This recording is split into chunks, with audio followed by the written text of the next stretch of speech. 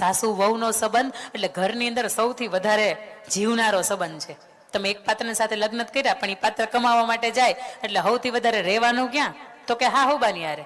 તમે સમજો, એક શ્રદ્ધા નામની દીકરી છે ને, એના લગ્ન થયા અને પરણીને સાસરે આવી 6-1 મહિનાનો સમય થયો એટલે બા છે ને એક વખત થાંભલીને કોરે બેઠા હતા. દાદા હાંજે આવ્યા એટલે એને પૂછ્યું, ચિંતા છે કઈ, કઈક તકલીફ છે? તારું મોઢું જોઈને મને એમ લાગે છે કે આમ કઈ મજા ન આવતી હોય એવું. તો કે હા તમે પૂછ્યા છે, તમે પૂછ્યું છે ને એટલે હું કહી દઉં તમને. એટલે એને પૂછે કે વહુ બરોબર નથી હાંચવતી? તો કે હાંચવે છે. જેમી નથી આજે? તો કે જેમી છો. તો કે તો આ ચિંતાનું કારણ શું છે? અને ત્યારે એ બા બોલે, એ સસરાને જવાબ આપે છે સાંજે કે લગ્નના 6 મહિના થયા, 6 મહિના પેલો દીકરો રવિવાર આવતો ને ઘરે રહેતો ને તો પૂછતો કે બા ક્યાંય જવું છે?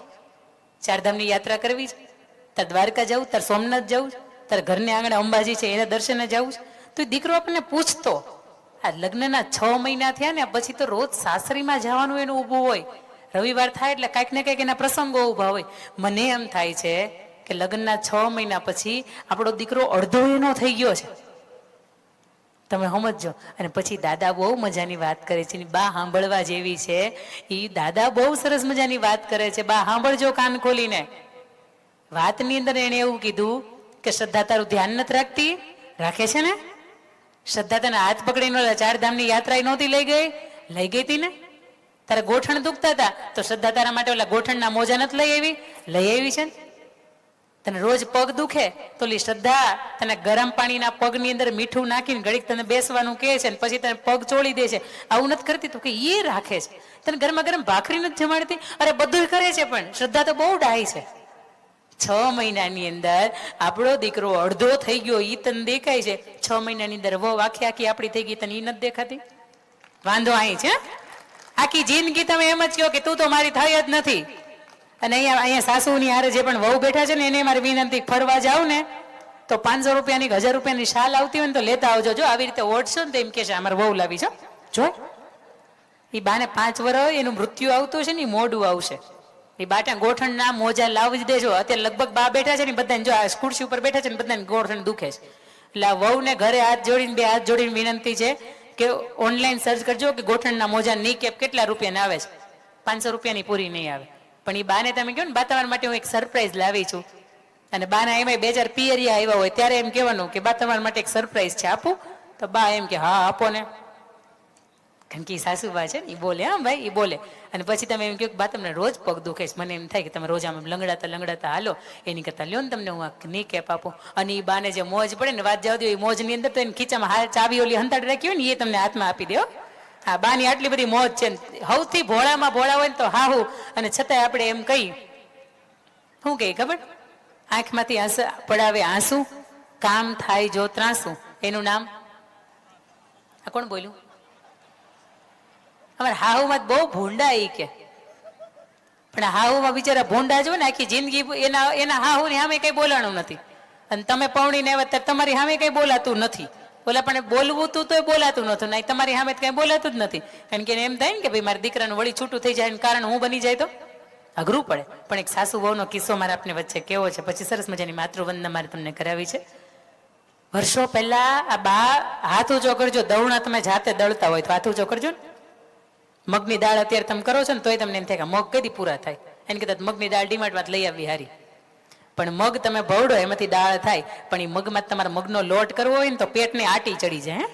આ અનાજ એમને નહોતા દળાતા, બેડા લઈને પાણી છે ને એમને નદીમાંથી નહોતા ભરાતા. પણ આ જેટલા પણ બાની અવસ્થાની અંદર સારું છે જે આ પેઢી હચવાણી છે એટલે આ બોલાય.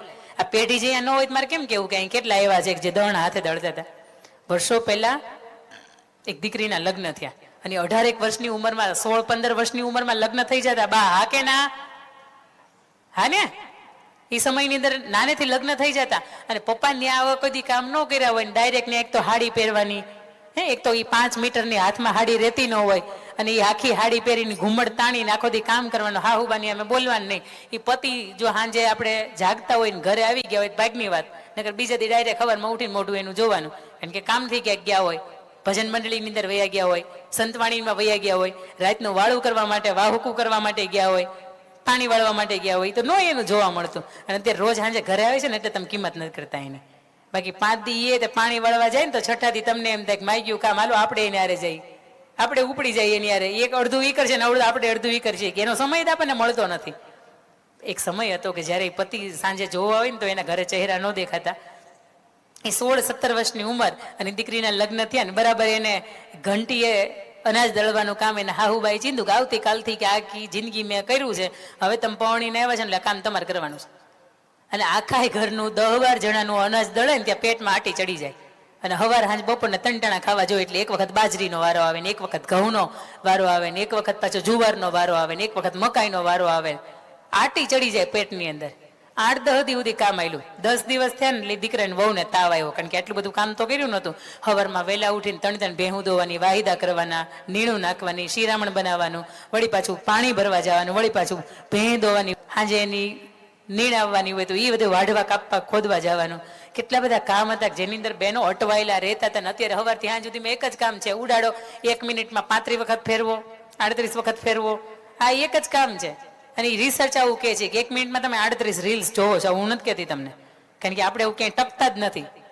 અને અમારે જેવાને કે વિડીયો આવો ને તમે ટકી જાઓ. હમણાં ઋષિકેશભાઈ ગયા ને ત્યારે કહેતા હતા કે અમારે રીલ જોતા હોય ને ત્યારે એમ થાય કે ઘણી જોઈ, પણ બેન તમે આડા આવો ને કે તમારે ગમે એટલો લાંબો વિડીયો ને તો હું સાંભળું, એટલે મને એમ થાય કે ના ના એવા માણસો સાંભળે જ છે, વાંધો નથી. એને કંઈ જરૂરી નહીં હોય છતાં સાંભળતા હશે, કારણ કે ક્યાંક આવા ઉદાહરણ દેવા થાય ને એટલા માટે. પણ એ સાસુ વહુની મારે વાત કરવી છે. દીકરાની વહુને તાવ આવી ગયો એટલે સાસુભાઈ એવું કીધું કે તમે સેવામાંથી છૂટા તમે તાર થઈ જાઓ, 5-15 દી આરામ કરી લો પછી આવજો. પણ જે છેલ્લો દિવસ હતો અને બરાબરનો તાવ ભરાણો હતો ત્યારે એના દિયર હતા ને એ શિયાળાના સમયની અંદર હાની પીલાવવા માટે જતા હતા, તલનું તેલ કઢાવવા માટે જતા હતા. એટલે દિયરને કીધું કે ભાઈ તમે જાઓ છો મારા હાથે થોડીક હાની લેતા આવશો? હા ભાભી લેતો આવીશ. બપોર પછીના 3-4 વાગ્યાનો સમય અને વાટકાની અંદર થોડીક એવી જબલાની અંદર એને હાની આપી અને વાટકાની અંદર મૂકી દીધી. હાહુબાને પૂછ્યા વગરના ગોળ અડાય નહીં, ગળપણ અડાય નહીં. અને અત્યારે ઢેફલા ઉલાડો ને તોય હાહુબા બિચારા હામું જોતા રહી જાય, આમ કે હમણાં મન દે પણ હાહુબાને દે નહીં. હાહુબાને એમ કે બા તમારે ખાવું હતું તો લ્યો, હવે ઉભા તૈયાર છો લેતા હોય ને તમે યારે, પણ હવે હું તમે ત્યાં ઝાપટી ગયા હોય, ડબલાની અંદર માંડ 1-2 વધ્યા હોય. પણ એક સમય હતો કે જયારે તમારે ગોળ ખાવો હોય ને તો સાસુબાને પૂછવું પડતું. દીકરાની વહુને એવું થયું કે મારે હાહુને કેમ મારે પૂછવું? લગ્નના 15-17-20 દિવસ હજી થયા છે અને સાસુને પૂછી જ કહું કે સાસુ ગામને એમ કે બીજા આવશે ને ત્યારે કે મારે બહુ ખાધોકડી બહુ છે, એને પૂછાય નહીં. એનું હાહુનું માથે ઓઢવું પડતું હતું. એ હાની હતી ને વાટકાની અંદર બરાબર દબાવી ઢાંકી અને મૂકી રાખીને બીજેથી સાસુબાઈ હુકમ કર્યો તમને તાવ આવ્યો છે ને એટલે હવે અનાજ હું દળીશ, તમારે દળવાના નથી. દીકરાને બહુ બિચારી 3-4 વખત રાતે ઊભી થઈ હાની વાટકો ત્યાં લઈ આવું, પણ 3-4 વખત હાહુબાઈ જાગ્યા. હાહુબાઈ એવું કે તબિયત બરોબર નથી લાગતી, બહુ બેટા હોઈ જતું. અને પછી હવે તો એ અનાજ ભંડારની અંદર જવાનું બંધ થઈ ગયું. બીજે દિવસે સાસુબા આવ્યા, ઘંટલાનું પડ 2 બારા કાઢ્યા. તેની યાર ઓલો વાટકો હતો ને એ બારો નીકળો. વાટકાની અંદર જોયું કે આમાં શું છે, હાની દેખાણી. એટલે તરત અંદરથી એમ થયું કે મારે વહુને મારાથી આવી રીતે છુપી છુપી ખાવી પડતી હશે, હું એટલી બધી કઠોર લાગતી હશે ને. આ હાહુબાન 2 હાથને જોડીને વિનંતી છે, એના માટેની વાત થાય છે. એટલે અંદરથી થોડીક એવી ચાખે, અને ચાખે એટલે તરત અંદરથી આહુડા પડી જાય કે મારી વહુને એટલી બધી મારથી બીક લાગતી હશે કે એ હાવ મોળી હાની ખાય છે. એની અંદર થોડોક એને ગોળે નથી નાખ્યો. અને આ કોની પાસે એને મંગાવી છે? મને કીધું તો હું હારામાં હારી હાની બનાવી દેત, કાચો ગુંદ બનાવી દેત. પણ નથી એને કીધું. કાંઈ વાંધો નહીં. ઊભા થયા, સરસ મજાનો ગોળ નાખ્યો, થોડુંક ડ્રાયફ્રૂટ નાખ્યું, થોડુંક એવું ઘી નાખ્યું, બરાબર એની ચોળી અને ઢાંકીને નીચે મૂકી રાખી. 3-4 દિવસ થઈ ગયા એટલે વહુને સારું થયું અને વહુને પાછું એની જે જવાબદારી હતી આવી. સાસુબા કઈ બોલતા નથી કે આ હાનીનો આવો કઈ કાર્યક્રમ મેં કર્યો છે. બોલી 3-4 દીથી ખાવી હતી, પાછી આવી. 5મા દિવસે ઘંટલો પડ 2 જેવું બારું કાઢે એટલે અંદરથી પેલો વાટકો છે ને એને આમ નીચેથી જોઈને પાછો એને બારો કાઢે. એને એમ છે કે કંઈક વયો નથી ગયો ને, હાહુબા કંઈક લઈ નથી ગયા ને. લઈ ગયા પછી હાહુબાને પૂછાય નહીં કે ઓલો વાટકો તમે લીધો તો? એમ હું પૂછું, કારણ કે હંતાડીને મૂક્યું હોય એમાં ઢાંકણું એનું જે રકાબી જેવું ઢાંક્યું હતું એ ખોલે ને પછી જુએ છે અંદર સુગંધ સરસ મજાની આવે છે, મીઠી સુગંધ આવે છે. થોડીક એવી લઈને ચાખે છે અને એ ગળી લાગે ને, સરસ મજાનું ડ્રાયફ્રૂટ ને એવું નાખ્યું હોય એટલે એ નાકમાંથી આહુડા પડી જાય કે મારી હાહુ છે ને તો મારી માં જેવી છે. પણ બીકની મારી હું એની પાસેથી માંગી ન શકી કે એની સામે હું કઈ કહી ન શકી. પણ એને મારું કેટલું ધ્યાન રાખ્યું છે. ભલે એને મને કીધું નથી, ભલે આખા બોલા છે, પણ મારું ધ્યાન એ બહુ રાખે છે. મને તાવ આવતો હતો ને તો એની અંદર એને ઘી બી નાખ્યું છે કે કાચો ગુંદે બનાવીને રાખ્યો હશે. પણ આ સમયગાળાની અંદર સાસુએ બોલતા નથી અને વહુએ કઈ બોલતા નથી. આ વાતને વર્ષો વીતી જાય, કોઈ કઈ બોલતું નથી. અને વર્ષો પછી જે સાસુ છે ને ગઢા સાસુ થઈ જાય. જે વહુ હતું ને એ હવે સાસુ થઈ જાય અને એની ઘરે એક ત્રીજી નવી વહુવારું આવે અને આ સાસુ વહુ જે બેઠા બેઠા વાત કરતા હોય કે દીકરા દીપકની વહુ છે ને પરણીને આવી ડાઈ છે ને, હા હા બા બહુ ડાઈ છે, કયાગરી છે, હા બા કયાગરી છે, નમણી છે, સુંદરે દેખાય છે, હા બા બધુંય સારું છે, દીકરાને ગમે એવી છે, હા બા બધુંય સારું છે. કઈ તને એવું લાગે છે કે કઈ ખૂટે છે એનામાં? અને તે દિવસે સાસુ બન્યા હતા ને સાસુ એમ કે છે પણ થોડીક મોળી લાગે છે, આમ કામકાજે થોડીક વાળી વર્તનથી થોડીક આમ મને મોળી લાગે છે. અને એ જે ગરડા સાસુ થઈ ગયા હોય ને એવું કે વર્ષો પહેલા ઓલી જે હાની મોળી હતી અને એની અંદર મેં થોડોક ગોળ નાખ્યો ને એની મીઠી કરી દીધી ને, આ દીકરાની વહુ થોડીક મોળી છે ને તો એની અંદર થોડોક ગોળ નાખ, થોડી હાકર નાખ અને એને પણ મીઠી કરવાની જવાબદારી તારી માથે છે. એ 20, 21, 22 વર્ષની ઉંમરે પરણીને આવે ને તો એને લાપસી નથી જ આવડતી ભાઈ. એની થોડીક આળહને કારણે એ શીખ્યા ન હોય, કાં તો ભણતા હોય ને એટલા માટે શીખ્યા ન હોય. પણ હા હુબા તમને તો આવડે કે નહીં? હા કે ના? તમે ગામમાં વગો મારા દીકરાને વહુને લાપસી આવડતી નથી એમાં એને કાંઈ નથી શીખવાડ્યું, પણ એની કરતાં બેટર છે તમને હારા મારી આવડે છે ને શીખવાડો ને એને. એ ક્યાં ના પડે કે મારે નથી શીખવું એમ. એને રોટલો ઘડતા નથી આવડતો, શીખવાડો એને થાબડીને આવી રીતે બનાવે ને ઘડીને આવી રીતે બનાવે એમ. પણ આપણે ગામમાં વાત જ કરવી મોટી મોટી કે અમદીત બાપા બહુ મોટા છે, નામ તો બહુ મોટું, પણ દીકરીને કાંઈ શીખવાડીને મોકલી નથી. પણ એ હવે તમારું પાત્ર છે. આગળ પાછળ નામ ના બદલી ગયા છે, એના સરનામા બદલી ગયા, એના લાઇટ બિલમાં નામ કદાચ ત્યાં હાલતા હોય તો એ બદલી ગયા, એના રેશન કાર્ડની અંદર નામ બદલી ગયા. આટલું બધું બદલી ગયા પછી તમારા માટે સ્પેશિયલ આવ્યું હોય અને તમે એને સ્વીકારી નાખો, તમે એને સમજી નાખો.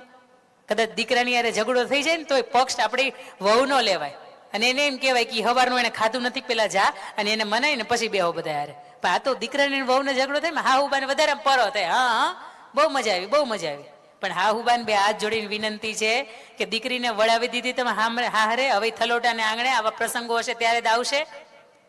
પગ ભાંગી જાય, પગને ફ્રેક્ચર આવશે, આંખના મોતિયા ઉતરાવશો, એકાદી બે નળી 3-4 બ્લોક થઈ ગઈ હશે ને એના ઓપરેશન આવશે, કિડનીની અંદર પથરી હશે ને એના ઓપરેશન આવશે. અને આ બધાની અંદર સેવા હશે ને દીકરાની વહુ કરશે, દીકરીઓ કરવા માટે નહીં આવે. અને છતાં ઓલા બબે તોલાના હાચવી મૂક્યા હશે ને, વીટી હાચવી રાખી હશે, આપણે બ્રેસલેટ હશે, ગળાના 2 ચેન હશે ઓલા એલચી દાણાના, ને આપણે રાખી મૂકી કે અમારી દીકરીને દેશ.